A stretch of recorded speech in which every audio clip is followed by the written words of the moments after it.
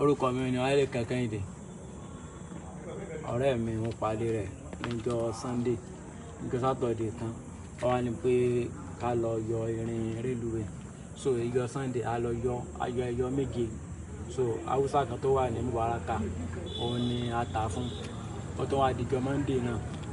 Ó tó wá ní ká lọ náà, a wá lọ bẹ̀ ní dédé bí after aago kan kọjá. So wọ́n á mú wa ń bẹ̀.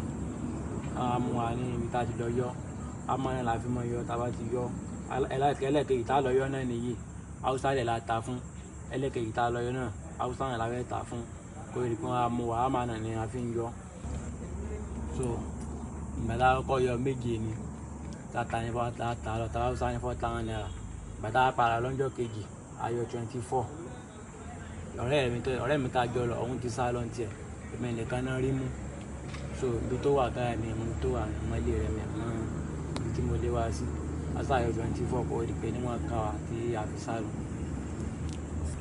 Ọ̀rẹ́ mi ló sún mi débẹ̀, mi má bá ti mọ yọ tẹ́lẹ̀ mi mọ́ parí. So ọ̀rẹ́ mi yẹn tí mo rí yẹn sọ fún mi pé irin Reluwee pé tí wọ́n bá yọ tí wọ́n bá tà pé ó lówó lórí kankan. So nítorí mi tó sún mi débẹ̀ nìyẹn.